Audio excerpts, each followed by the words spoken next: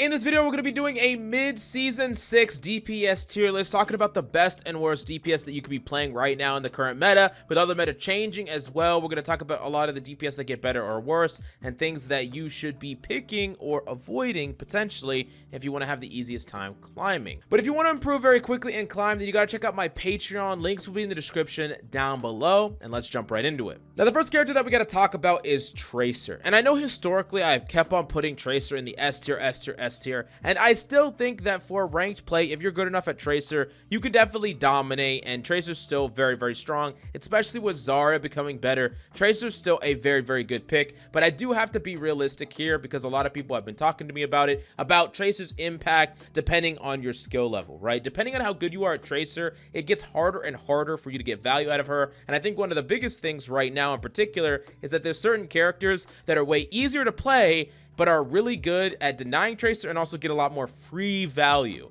So characters like Torb, for instance, you play against a Torb, and yeah, you can get value against him, and you can still pop off if you're really, really good, but that Torb has to be like half the player you are to get probably even more value than you do. I still think that at the highest end, and when you're very, very good at Tracer, you could definitely still make Tracer work, probably even more so after these changes in the mid-season patch, but after some reflection, I don't necessarily think that Tracer deserves that S tier, because if we're talking about for all ranks combined, she just doesn't quite make it there, but I still think she's a very good pick overall.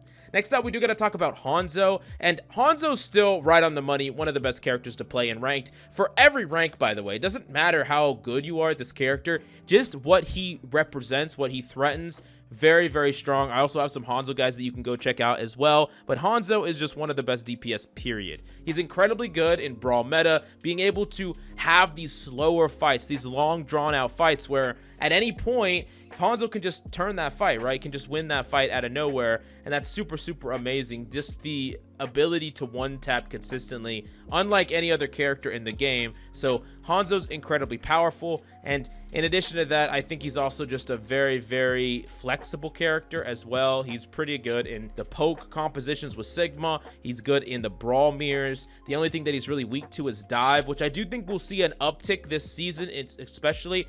But in ranked, you're not really seeing that many coordinated dives, right? And if the dive's not a coordinated dive, then it's Hanzo. There's room for you to outplay it. I'm still going to put Hanzo in the S tier, just based on how good he is at the multitude of ranks, how strong he is objectively right now. He's a very, very strong character, and he's pretty hard to deal with. Next up, we do got to talk about Bastion. Bastion did get some nerfs, and I did make an entire video about how you can counter Bastion, and that still holds up. You can still counter Bastion for sure. However, Bastion is going to be pretty strong in the current meta right now because Bastion didn't get nerfed enough to remove him from the meta, and especially when we talk about Zarya getting Giga buffed, which is one of Orissa's weaknesses, right? Bastion is very, very good against Zarya, like very freaking good against Zarya, and that kind of creates a problem where maybe Orisa Bastion is strong enough to keep Zarya in check, even though Zarya is good against Orisa in the head-to-head.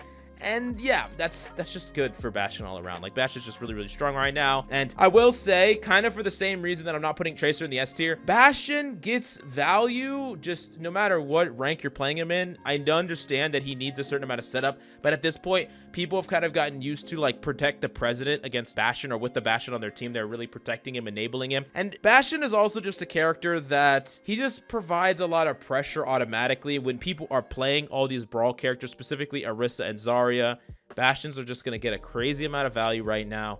The nerfs were not enough to remove him from play at all. In fact, they probably did nearly nothing to the character. I'm going to put him in the low tiers of A. I think he's that strong right now. Frustrating, yes. Do I wish he was nerfed more? Yes, as well. But yeah, he's an A tier character right now. And this is kind of just based off of not only top-down power level, but overall, in most games, Bastion is going to just do a ton, regardless of the rank you're in. He's super, super strong. Next up, we do got to talk about Genji. I don't think there's anything particularly wrong with Genji, and dive is going to be a bit better going into this next meta. He's also fairly good against characters like Bastion, but he is a bit weak against some of the other characters that you could deal with. Characters like Sim that are seeing some play right now. Characters like Sim, he's not very good against. Characters like Brig, he can have some problems with, and especially Zarya with an uptick in pick rate. That's a character that he doesn't really love to play against. Now, getting bubbled in over and over again is kind of cool, but really I don't necessarily think that that's going to be a combo that easy to set up, especially not for like a meta or anything like that.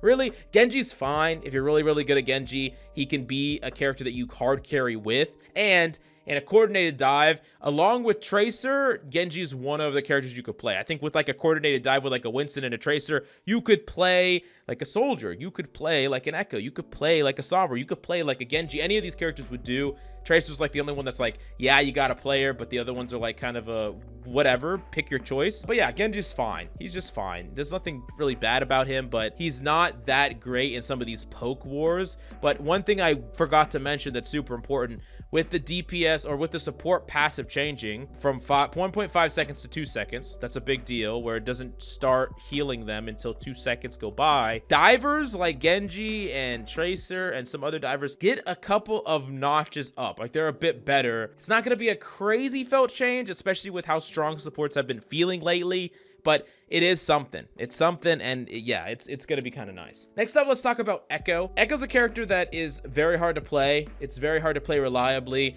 but one of the best characters in the game. Super powerful. Really good in most compositions, I think. You really can't play her that well in a poke comp with Sigma, but with Brawl, she can be really strong. In a dive, she's very good, and her ultimate is just one of the best ultimates, especially on a dive character, but really, in general, the DPS roster, one of the best ultimates. If we think about like a really long, drawn-out fight, getting ultimate on Echo could be the thing that initiates the fight, right? Especially now that there's going to be copy targets. Orisa's already a fairly good copy target. Having a Zarya is amazing copy targets. Having a freaking Winston's a decent copy target. All in all, Echo's actually really strong. I think she's a fair bit underplayed because she's hard to play. I'm going to put Echo in the A tier because I think she's that strong. Although I think what is really holding her back is the difficulty to play. Probably the lowest on the A tier. You could probably argue high B as well. But still just a very strong character. Doesn't need a pocket to get value. Super good overall. I'm putting her in the A tier. Next up, we do got to talk about Pharah. Pharah is a little tricky to place because Pharah Mercy's still good. Always has been good. Always will be good in ranked. Really hard to play against. Zarya's, Orisa's, a lot of characters. Every character besides Diva can't do anything to Pharah, so you're going to see a lot of Divas. I mean, Diva's already going to be a popular pick, but without Diva, Pharah Mercy kind of gets to run rampant, even though there's a couple of DPS that can keep her in check, like Soldier and Ashe and things like that, but Pharah still can be an absolute menace. But you need a Mercy pocket, right? If we're just talking about her objectively just in a random game, it's going to depend on whether you're rocking that Mercy pocket, whether or not you can play Pharah. Playing Pharah without a Mercy pocket is just like suicide. Very dependent on that. And like I talked about with some of these characters, it's about how flexible they are. And Pharah is not flexible. She is very one-dimensional in the comps she can be played with. She can only be played with the Mercy. And there are some comps that she absolutely can't be played with. Like, you can't play her in a poke composition on some of the long-distance maps like Havana, Circuit Royale. Good luck playing her on those maps. She's really good on the Koth maps in particular. And yeah, it's going to be kind of dependent on the situation. Like, when she's good, she's super good. Probably low B is fair. You could probably justify C as well because of how niche she can be. But overall, just a very situational DPS that only works under set situations, or if you're an absolute god at the character, which there are people that are. So anyways, let's move on to Cassidy. This is not the season for Cassidy. Cassidy honestly could have used some buffs in this mid-season patch. He did not get them. He's terrible in this brawl meta, like when you're having these teams just brawl it out. And yeah, he's just really bad at exchanging damage. He's not going to get guaranteed kills. He's underpowered right now. His grenade is really weak relatively. Yeah, I mean, he's just a very weak character right now. They really need to do something with this character. I'm not entirely sure what his identity is. His power level is very weak. I'm going to put him in the C tier. Just not a very appealing character right now. Pretty weak overall. And I don't necessarily think that he deserves any higher place than a C tier right now. You could play him okay in some brawls if you're really good at him, but realistically, there's going to be other characters that get better value than him for freer. And one of those characters in question is Torb. I just talked about Torb. Torb's amazing. I'm actually going to put Torb above Bastion right now. Torb's phenomenal. Torb's super good right now. He gets so much value in the neutral, like sitting behind your tank in front of your supports, just sitting there, adding damage to the fight and being able to contest like flankers with your turret. Your Torb is one of the reasons why we're in such a stationary brawl meta right now, is because dive is so hard against the Torb. And in ranked play, dive is even harder against the Torb. Like, with great coordination, you can overcome the turret, you can overcome the torb, you can make a dive work. But with no coordination or low coordination up against a torb that just has all these abilities like his molten core and the fact that his turret is very disruptive, it's really hard to dive against him. Like, it's so damn hard to dive against him. He gets so much free value. He basically does like everything Cass wants to do, but just better and automatic. Like, he's just so good. He's so freaking good. Definitely an A-tier character. One of the easiest ways to climb in ranked right now, although you have to, you have to be okay with, you might have trouble sleeping at night, I'm just kidding. But yeah, he's really, really great. So I'm putting him in the A tier for sure. The next character we got to talk about is Sombra. And the only big problem with Sombra right now is it's a bit hard for you to get value on her when you're not into coordinated dive. Dive isn't particularly popular. And playing her solo in ranked can be very hit or miss. If you're really, really great at her, sure, you can have a ton of impact. But she is struggling a fair bit right now at being someone that you can just play regardless of your composition. Like, if you're just constantly just trying to farm your EMP and be like an EMP bot and break up these brawls in the brawl mirror, that could be okay. But then you're not aiding to your team, like applying pressure in the neutral, right? If you're a freaking Sombra and the enemy team has like a Torb Hanzo or a Bastion Hanzo or anything that is just adding so much potential poke to your team, and you're trying to play off of your ultimate cycle and you're not able to actually secure anything in the back line, you're doing very little at times. It can feel like you're doing very, very little, but it kind of depends on if there's anyone exploitable on the enemy team. What supports are they playing? Are they playing someone that you can harass? It's going to depend on a lot of these factors. And I don't really think that this is a meta where one-tricking Sombra is preferred, but you could definitely fill to Sombra or play her sometimes. I would just highly suggest having something else in your pocket, because there are going to be times where Sombra is fairly good, and there's going to be other times where Sombra feels like you're doing absolutely nothing. I'm going to put her in the C tier as well, or the B tier, I mean, not the C tier, alongside Pharah, because I think it's kind of similar where they're niche in their application, but they can be really, really good in the situations that they are good in. Next up, we got to talk about Junkrat. And you would think, hypothetically, that in like this brawl mirror thing, that Junkrat could be good. I'm still not going to rate Junkrat very highly, primarily because he's super, super niche. Unless you're the absolute god and you know all these crazy, lineups over the top, spam spots, all that stuff. We've talked about it before, where Junkrat's a very specific type of character where people that really want to get good at Junkrat learn everything they can and they make him work regardless of how good he is on any given map. But the reality of it is, if you're just picking up Junkrat, he's only good under certain circumstances. He's only good in slow fights. He's only good against teams that don't move through open space very quickly and very precisely, which tends to happen more in ranked. I will give you credit for that, but it's something that is not going to happen against better teams where they're very precise, using speed boost, getting to where they want to go very quickly. And another thing is he's very weak on attack, right? He's naturally better in choke points, on certain maps, on defense. I'm going to put all that together to put him in the C tier. I still think in the sweet spots that he's really good in, which are fairly niche, but if you're like rocking that icon wall defense or some of these random maps, he could be really, really busted. But it's kind of always been a sad state for Junkrat, because I feel like he always flutters between being too strong and then very, very weak. And it's kind of frustrating for Junkrat players. I understand that. And then also, without 2CP being in the map pool, those were a lot of his best maps. Unfortunately, I just keep thinking about the good old days of Temple of Anubis. But anyways, I'm going back to the past a little bit too much. But let's talk about Symmetra. And something weird has happened to Symmetra, and I've kind of talked to a couple of sim mains about it as well, where Symmetra is actually gaining ground right now on the meta. And it's weird because Symmetra is like much more of a beam bot than she was before. So she's not as flexible. She can't carry as hard as she used to be able to. Because of her lessened turret, she doesn't have those abilities to like pivot and go for turret bombs nearly as much and be as impactful. And she's way more linear in her playstyle. But that linearity works really well in this meta. When there's like two Orysas just sitting on top of each other, a Zarya is just sitting on top of each other, and you're just trying to build charge. Right now, it's working in the meta. So like she's actually good, particularly in this meta. Even if she's gonna be weaker in like an open meta, she's gonna be weaker than she was before. So it's kind of interesting. Less flexible, less carry potential, but better in this very small pocket of the meta. Very, very interesting stuff. I'm putting her at the top of B tier right now because she fits the meta, but I do imagine that in a different meta, if she doesn't get any changes, she will be a fair bit worse. So next up, let's talk about Soldier 76. There's nothing really wrong with Soldier 76. He just does his job. He does it well. He doesn't do anything extraordinary, but he does what he needs to do fairly well, especially in ranked play. You can take off angles. He's very good at challenging other DPS for off angles, which is one of the best things about him, because, you know, oftentimes if you're trying to fight for position and you don't have a support with you, if you're like someone that doesn't have any natural healing or good mobility, you have to just run away the second you take damage. Soldier can like stand and fight, and he's pretty good at standing and fighting and holding his ground and things like that. He also could take these really wide off angles, so on some maps, he's super strong. If there is off angles to take, if there's like a very spread out area, he's very strong as well. I think overall, he's just a very reliable character that is never bad, but might, you know, not be the most optimal pick if you're good at other characters. I'm still gonna put him in the A tier though.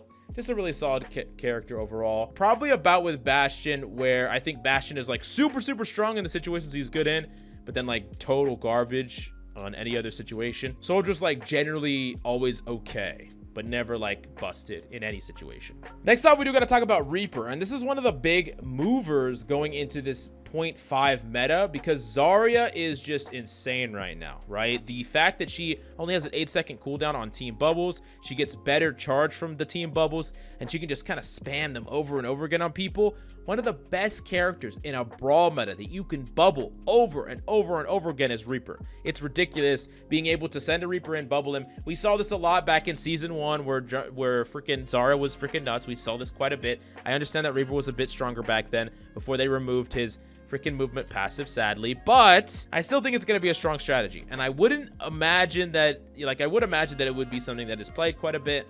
And yeah, just Reaper has the potential to be very strong. I'm actually going to do something interesting here. I'm going to move this like that. I think I'm going to put Reaper down here. I'm actually going to put him, oh man, does he deserve an A? That might be being a little bit too generous. I'm actually going to keep him top of B. Still a little bit generous. I'm going to put him here because before he was a C tier character. I think that he has the potential to be an A tier. I will say that, but I would be more sure about it if they also buffed Reaper. But right now, Reaper's kit is just fairly weak. He hasn't gotten a buff in a while. He's been weak in the meta, but he could easily jump higher because of the Zarya meta. We're just gonna have to wait and see how it all plays out, but I definitely do think he could be a lot stronger this season. So keep an eye on him. He's a character that I think also is fairly good in most ranks of play, in the lower ranks of play especially. So I would actually suggest you spend some time trying Reaper out, and he's definitely a character that is a bit of a sleeper right now. So yeah. Next up, we're going to talk about Mei, and Mei did just get a buff. She did get a buff, which is cool, but it wasn't a buff that was substantial enough to like fundamentally move her around. She's a fine character. There's nothing wrong with her. She's decent in the brawl meta. The problem though with Mei against characters like Orisa is that the Orisa won't die even if you put her out of position for a small amount of time with wall. Unlike other characters like Junkrat Queen maybe, where if you wall her off, you can just legitimately kill her. Orisa's not like that. Orisa just doesn't give a fuck. Like really, she doesn't. Still though, Mei is very strong, very survivable. I'm going to put her in the mid B tier. I think she's pretty solid overall. Next up, we do got to talk about Sojourn. Sojourn is just the GOAT. The true GOAT. I'm actually going to put Sojourn in the S tier. I think that Sojourn and Tracer both scale up with like skill. Like you're not going to easily get value out of Sojourn at the high ranks of play unless you're really skilled with her. But I do think that Sojourn gets more value than Tracer does at the low ranks of play. Like she's better at the low ranks of play automatically, just because you just get to constantly apply pressure. You don't need to hit crits to get value out of her. And yeah, I just think she's super strong. I'm just gonna put her up here. I think she's very strong. One of the best DPS. She is definitely replaceable with a couple other DPS, but right now I want to make it clear here that the DPSs are fairly balanced, like overall. Like none of them are like crazy powerful. There's no DPS that I think is like too strong right now at all. I think there's a couple DPS that are probably too weak right now, but I don't really think that there's any DPS that is like completely overpowered. Speaking of which, I'm gonna put Ashe at the top of the S tier. This is also not just about the high ranks of play. This is about every rank, and Ashe is the best at scaling directly with your skill level. She's amazing in the high ranks, don't get me wrong, but you don't need her in like, you don't need to be insane with her to get a lot of value with her at any rank. She's the #1 hit scan I suggest any player that is looking to pick up a hit scan play, period. And she just got a buff to her reload time, which makes no freaking sense to me because she was already one of the best DPS in the game, and then she just got a buff. So yeah, I'm putting her at the very top of S tier. Second, you know, these three are kind of interchangeable. They're all very strong. Tracer, if we're talking about Masters above, she's in the S tier, of course. And then maybe like Masters and below, Torb could be in the S tier, but it doesn't really matter. These characters are all very good at the top end. And then Widowmaker, you know, I'm putting Widowmaker in the C tier, kind of along with Cass. She's in this place where it's hard to define what she's good at right now. She's not really that great at some of these long distance duels. I think she's a dog to Hanzo a lot. She's a dog to Ashe a lot of the time, sometimes. And if you're really good at her, you can make her work, but she is struggling right now in the world post her big nerfs. So this is right now the mid-season DPS tier list. Definitely let me know if you have any questions about any of the placements of these characters. And if you really want to level up your gameplay, definitely check out my coaching in the links down below. Thanks so much for coming by. Hope you enjoyed the video, and I'll see you next time.